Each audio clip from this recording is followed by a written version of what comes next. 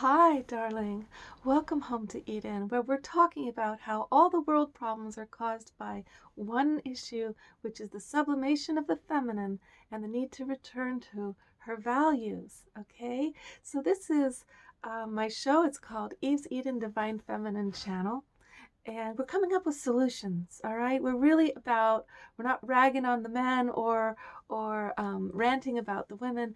We are actually just here to find the way through. Okay, find the way back home to Eden, where the feminine is wildly, freely impassioned and happy, because you've decoded the situation. So let's talk about today the white man's predicament.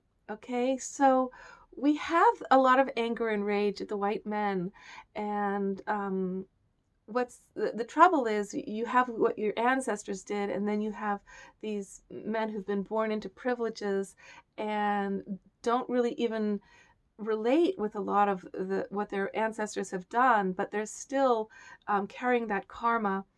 And what it seems to be is like there's no options for the white guy. Like if he flirts, he doesn't really know how to do it because he hasn't been schooled in flirtation that feels good to a woman. He's what he thinks is flirting often is a put down, and he doesn't realize that. Whereas his brown brothers have been schooled in flirtation their whole lives and how to do it in a way that makes a woman feel wonderful and safer and valued because of how he flirted. Okay, so we're going to look at like there's all these ways where the white guys are, trapped because what? They're never supposed to be cry and be emotional. Whereas the brown brothers will know that if they're not in touch with their inner feminine and if they don't show that, then there's no real friendship between their woman and them. There's no real vulnerability. So they'll learn how and when to cry in safe space and how to hold space for her. Um, so one of the things I love about Biden right now is that he is showing great leadership while he's in his feminine. He will cry while he's giving a speech, and he will just seem all the more powerful and manly because he's integrated as a full soul, right? So here is the time in the day and the age where the white man gets to learn from men all over the world finally, um, because the barriers are breaking down, and we're becoming in need of each other desperately. Everybody needs each other's gifts, right? So he's not, the white man's like not allowed to dance, and yet the men of color, they learn this kind of dancing that it's not like the white guys when they're like, oh, I'm gonna dance, I'm gonna do this. All they've got are women as their examples, and so they'll dance like women, kind of freestyle and really feminine, and it's fine, thank God. They're getting to do their thing, but it's not the same as being schooled in the dance that's the dance of polarity, the partner dancing, say, of salsa in the Latin community, zouk dance of the Brazilian community, the ritualistic dances of fertility in the African community, and also zouk in the African community, that where the man evokes woman's sexual surrender through his movement, through his dancing. These are deprivations for the white guy, and so he starts to feel powerless and helpless to get the woman's response. And so he'll try flirting, but he's never been given some of the clues as to humor that makes her laugh and open up and look at herself in a different way that's positive and exciting, or humor that terrifies her and insults her. He's not allowed to wear colors or costumes, right? This is the white guy's debacle. Like, what, you go and Salvation Army, and that entire section is just a sea of it's just gray, it's checkers, one color, dark colors. There's just nothing, no options for self-expression.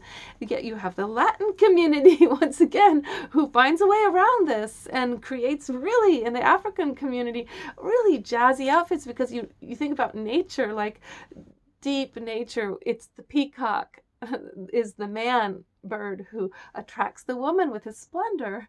And most of the birds are like that. It's the man birds that are full of color and costume. And in the ancient indigenous cultures, you'll see the men like decked out for the women, and women love it. you know. So coming back for the white guy to be able to come back to some of the natural inclinations of the way women actually work. They like him to dress up. They do. And what are his options? He can wear a suit, but not all women are business women, and it doesn't really work for hanging out. So he'll have the option of being a hippie, and the hippie women will love it. She'll be like, oh, he's dressed so relaxed, and so or the spiritual guys of the yoga movement, they'll have some like white kind of like yoga pant type look that looks like a guru. The women will be like, sexy.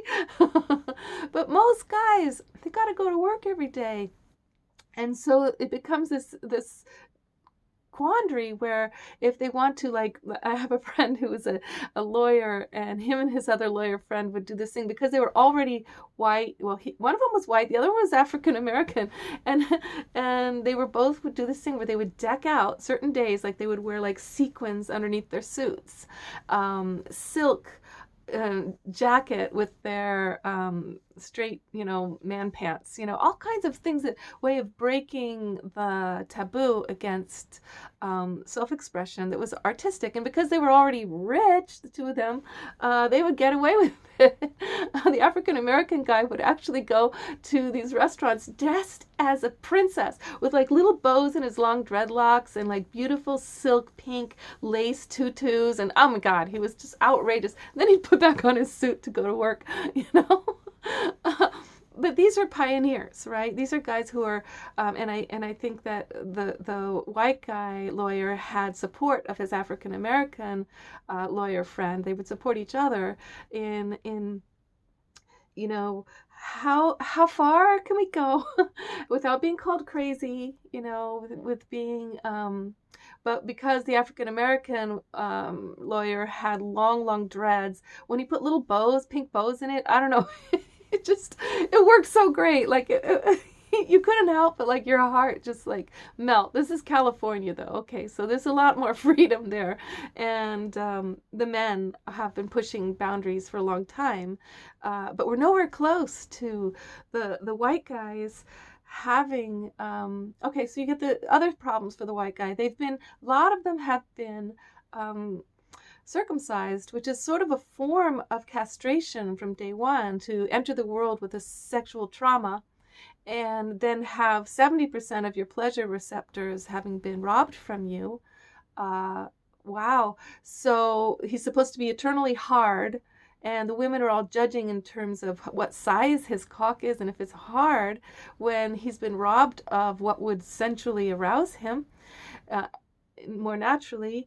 And the women are, because they're not in touch with the dance and the touch and the kissing and their own femininity that would make them really hot, they are like all about cock size and circumcision and these clinical little destructive ideas of what men should be. So then you can see how for the white guy, there's so many things set up against him, and so many needs to learn from indigenous cultures and black cultures and brown cultures. So now you have the inundation of the white guy with porn, and maybe all the guys at this point are getting inundated with porn. But for the white guy, he's already been so cut off from the ability to flirt and to hang out with women in the same way that other cultures, it's more natural, in terms of how the culture works with hanging out. And so he gets a much harder time finding how to really interact with real women, because he's bonding with these porn stars, and he's not having to, or even girls he's paying online for attention. So he's really not learning what it is to earn the love of a woman, to earn her hot turn on, right? Well, we're going to talk about that more, darling. How to get the tantric woman is a video coming up soon. How to evoke her. All right. So, we know that women are angry and afraid and wounded, and there's not really anywhere to meet people except for in a bar where it's all about alcohol, and then people are not at their best, and um, you know, so I want you to express those other aspects of yourself, even though you get misunderstood, put down, harassed as a white guy.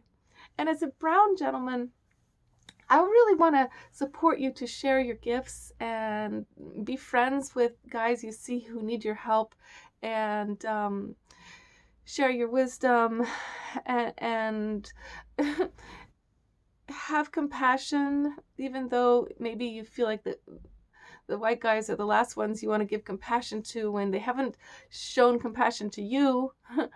um, but certain people are your friends, and you know they are, and where they're coming from is a deprivation of some of the basics for what women require to feel loved and turned on.